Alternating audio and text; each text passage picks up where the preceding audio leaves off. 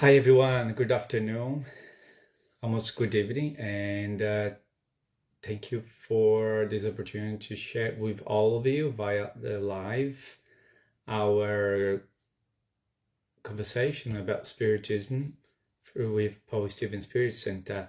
In parallel, we have our general meeting that's happening. So in presence today, we're still doing remotely our talk on English. So my name is Tarso. I'm a worker here at Paul Stephen Spirit Center. Maybe this live, it will be just for those that want to watch later. There's a few clashes with activities being remotely as well presented, so with the general meeting. But we're here, and anyone that feels to join or watch later, be welcome. So we're going to start at a quarter past 6. So it's a quarter past 6 right now.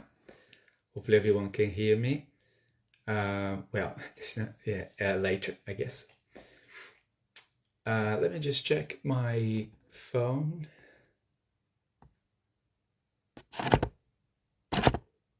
Looks all good.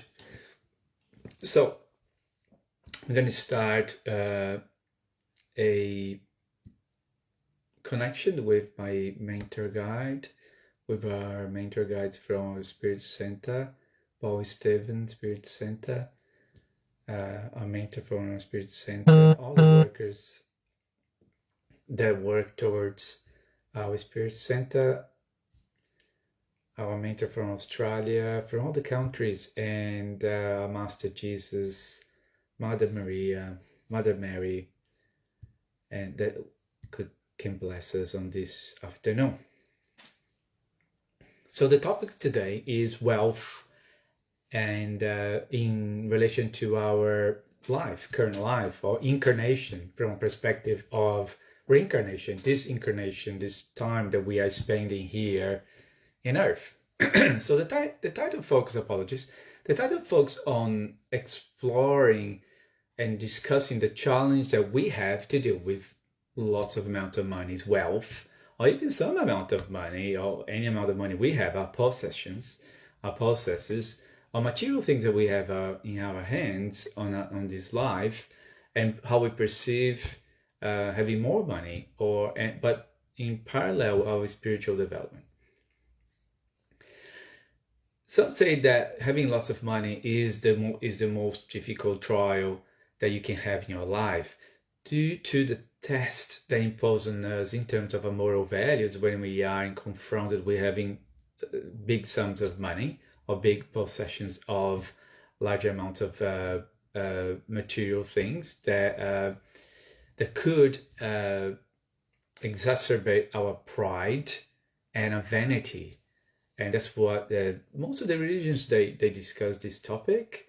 And however, from a daily perception and the normal mortal perception on our day-by-day lives, having lots of money brings a lot of good things, right? So new opportunities, new business opportunities, new career, new relieving our bills or things we have to pay. But in terms of talk about more big sums of money, traveling, nice cars, house possessions, and others. So it's quite cool having lots of money. So how does it work? These two different views. It's great to have money to do all the things, but at the same time, the difficulties are how we're gonna, the challenges that being alert to us from spiritism as well. Spiritism considered as well alerting you with having lots of money. It's the most challengeable thing in our lives.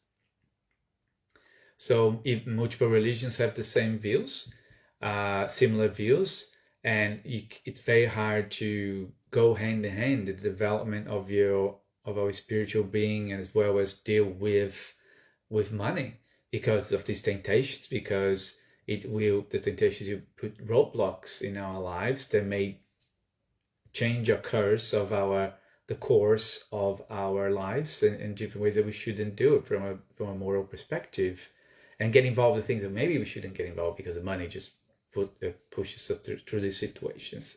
So how does it work? Why can't spiritual development be matched with lots of money? Why so hard? And Is it impossible?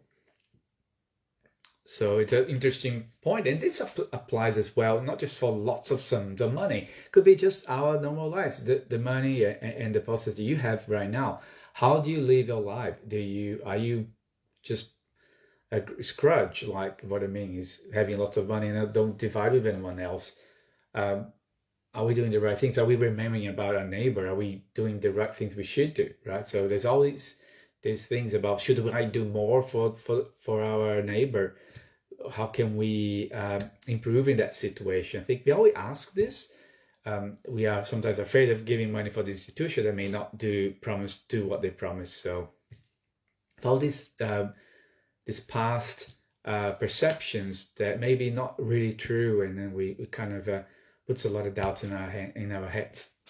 So interesting. I'll pick first from the Gospel according to Spiritism. That's what we follow, and Allan Kardec collect all the spirit messages. And this specific one talks the dangers of and confirming the dangers about the trials of lots of money. So he writes, undoubtedly, wealth is a very slippery trial, more dangerous than poverty because of its attractiveness to money, the temptations it creates, and the fascination it exerts. It is the supreme arouser of pride and selfishness and lust. It is the strongest tie that keeps humans bound to the earth and diverts their thoughts from heaven.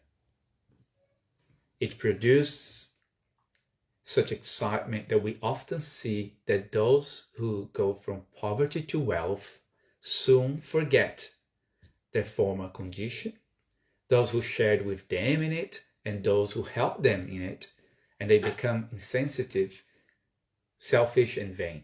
However, even though wealth makes the journey difficult, it does not follow that it makes it impossible. So I'm not sure if those who were trying to join, they left, but we talk about wealth and our day-by-day lives, possession, and things that how we deal with material processes. So the issue really is related to the ability to self-control with our processes, right? The message is clear. It confirms the topic that puts is as a difficult trial because it instigates our pride. It puts in situations that we may become selfish and that we don't not even may realize that. We may transform ourselves, but transform people around us because they may be the interest changes. People will get a little bit more interested in money than relationships, and it does cause a lot of trials. And there are interesting stories of people that get the lottery where they lost everything or they got family problems after that. So greed takes place, unfortunately, and it may not happen because a person is very well self-controlled, and it may gives a chance to elevate our virtues, but it also gives a lot of opportunities to inflame our defects. So there's always that dangers. So and interesting, it talks about it bounds us to earth in this perspective that we, instead of elevate ourselves to higher realms, it bounds us to the material things.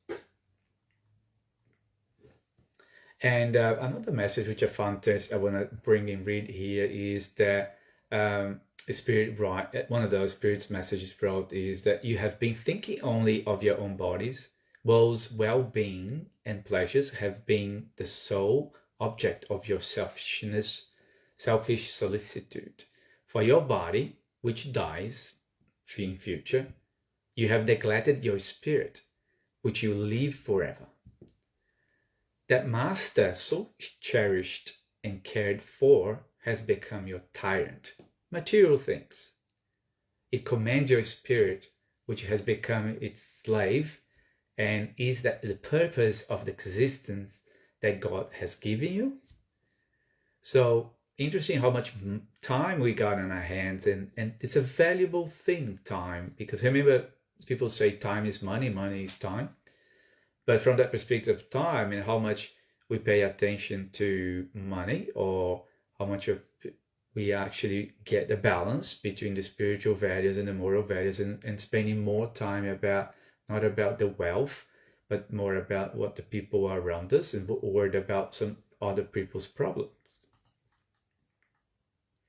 So I think is that it's, and we are blind about these situations. So that's the problem with money. We may get blind, and we need to open our eyes always. We need to observe how we are behaving.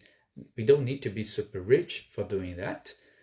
But I think it's about faith. It's the lack of faith, because if we are just normal mortals and have enough for us to take care of our lives, we learn very very well to value the money, the amounts of the possessions that we have.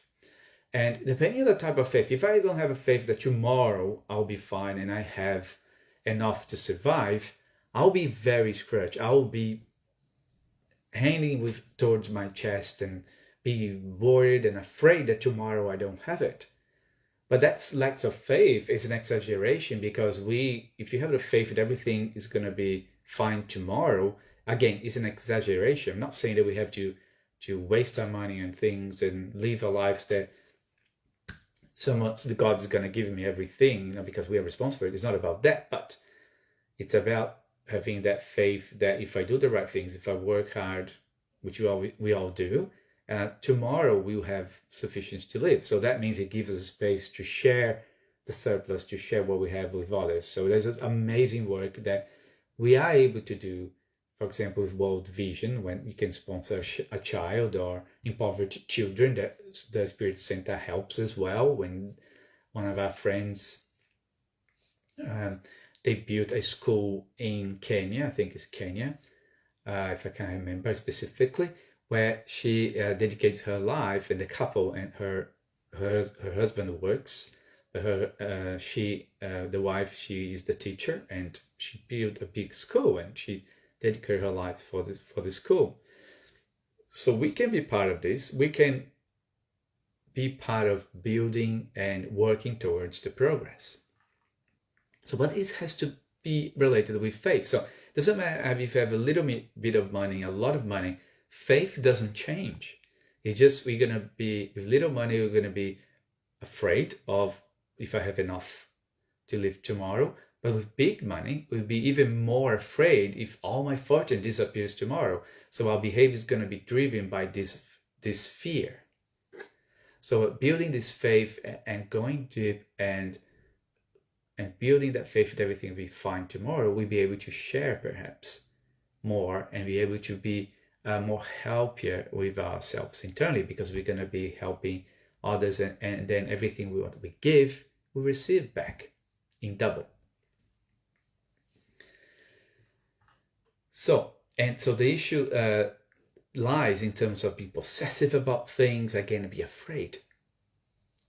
However, it's not possible, as the Spirit mentioned in the message I just read before, of having wealth and having spiritual development as well, and managing both sides and having amazing balance between the two things. It's a mission. If we have that mission to have enough money, it's our mission to use properly, to use in pro of the progress of humanity, in progress of the other around us, not just about ourselves.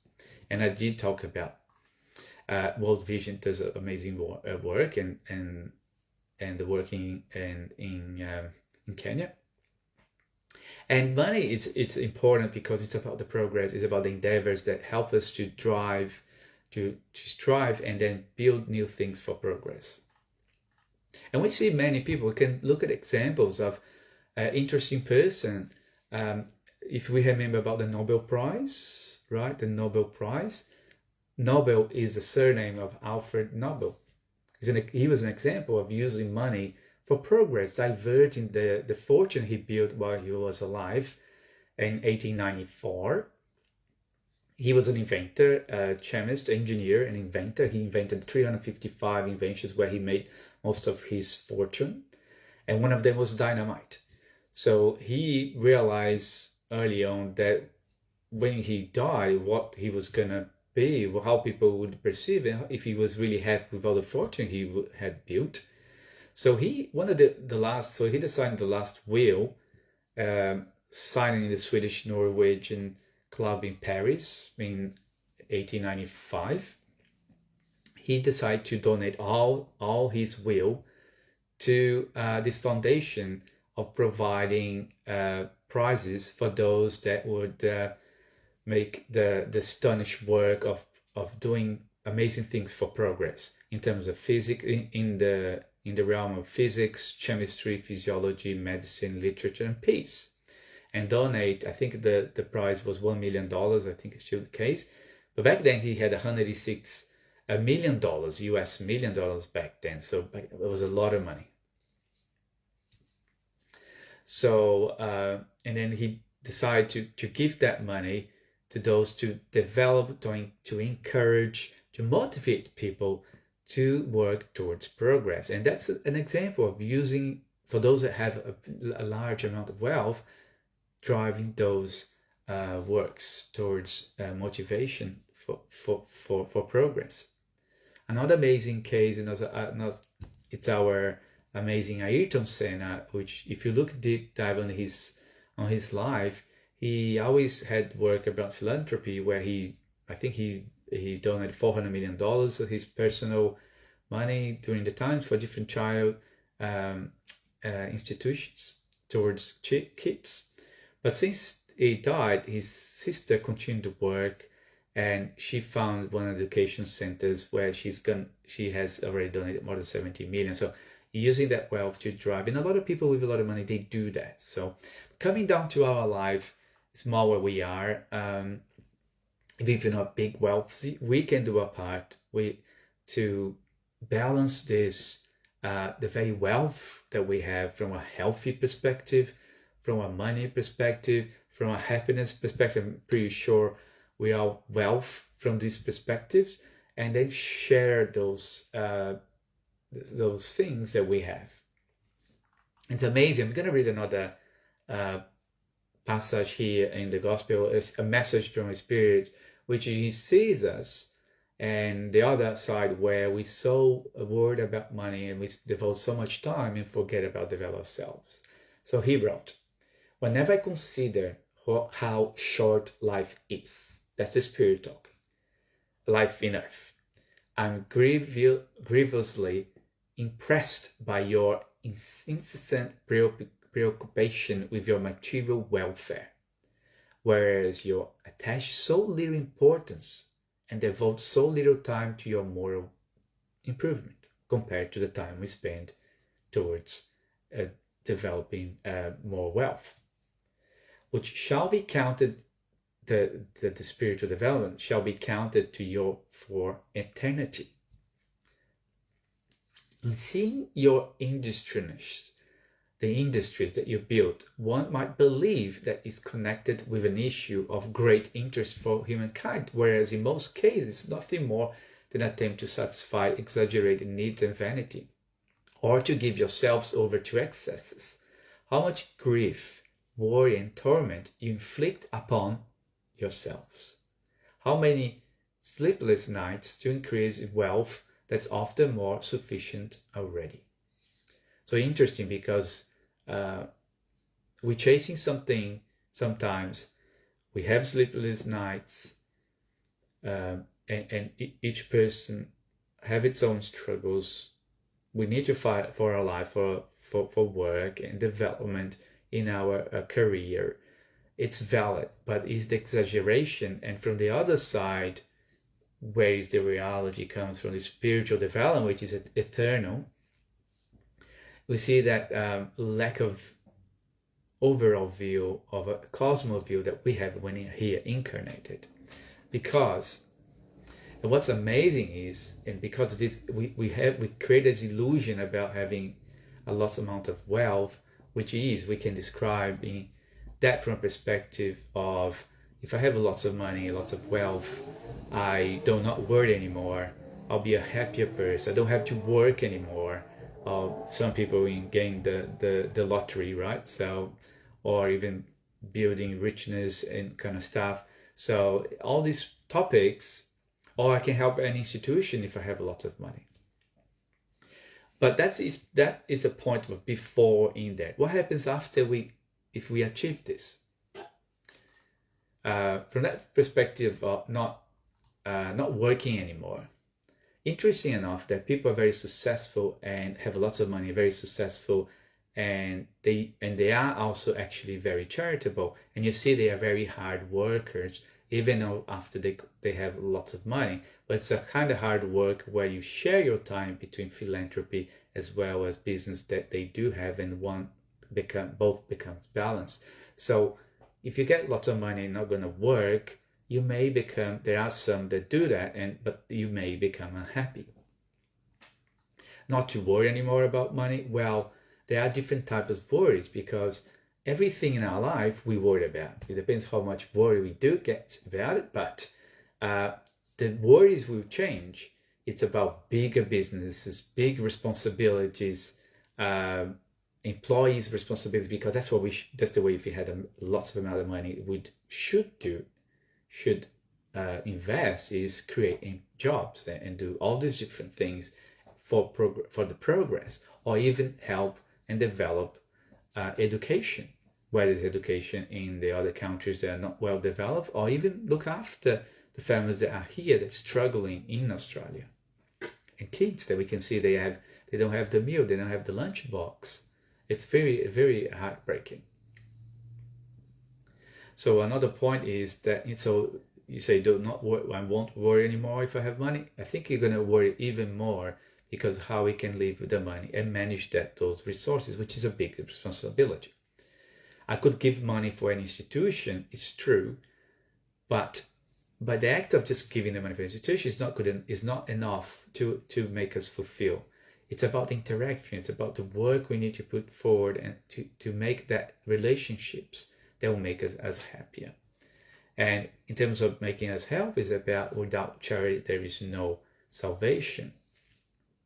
And happiness comes hand to hand of more with the moral things, that the spiritual friends that we make, these people friends that we make from helping people, not just giving money, but helping. I know money can help, but there's always more that comes with the money, because if you give the alms, if you give money, then what we should do is making as wages, so people don't feel ashamed, don't have to throw and show in their face to just give money, but they are being remunerated of some help they can do it. So we can transform to that, and that is amazing.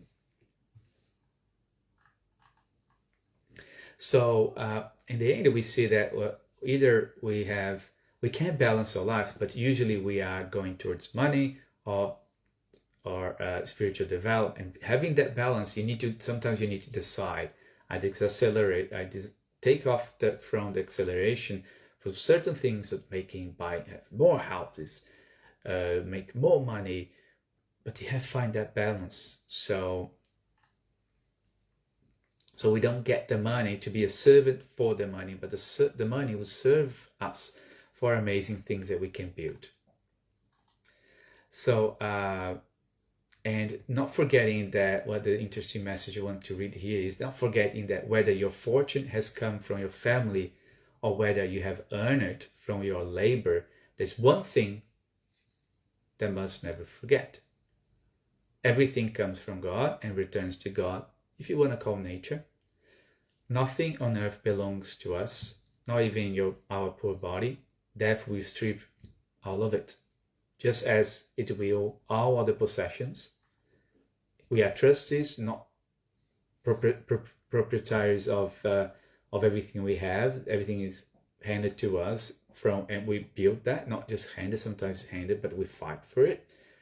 But we can't delude ourselves. God has loaned them to you, and you have to return. We're going to have to return them in form of actions, beautiful actions, that all this surplus, what we expect, society expect for us, is that we can pay more attention of everyone around us. So just a reminder, so then when we look at wealth, when we look at that wealth perspective and our reincarnation being, we're always coming back to our body, is that it's a chance. It's a chance to really increase our faith and use as a tool for our lives. Imagine how many people can we help if we have lots of sums of money and resources that we can do to use that intelligently, not just giving out as giveaways, but generate jobs, help society, help education. And that's the mission, not just spend money without the consideration of a valuable resource. And that's the other problem around it. So I think it's about when you start looking our life is how do we deal with our money? Are we remembering to use that money as a tool the same way if we had lots of money? There's no difference. Using our faith and using the bit that we have to share with other friends. So I think that's amazing for me to remind myself, even considering the times of COVID, and to remember me about doing enough. So there's chances to participation with the works that we do in the Spirit Center. We distribute once a month the breakfast in the sunny mornings. So if you want to participate, enter in contact with us. There is the World Vision sponsor a child, amazing, and you can write letters to childs that you sponsor. She will write back to you. It's all this amazing work that can be done, and it's gonna be, I promise, we know it's gonna be very fulfilling for us. That really gives us a sense of what is important in life. Not just chasing our career, not just chasing our survival. Thank you. I will leave you for now. Hopefully, this talk has brought some more ideas that we can develop in our lives. And I'll leave it with you now. Thank you for be watching here. I can't see who was joining us, but hopefully for those that join later can watch this talk. Thank you. And I thank your guardian angels to always protect us in the Spirit Center. Thank you for another year that has so many things that's happened in our lives, but we're still here. They can be still strong and with our Spirit Center. And if hopefully these talks can go back in presence in the next year. Thank you.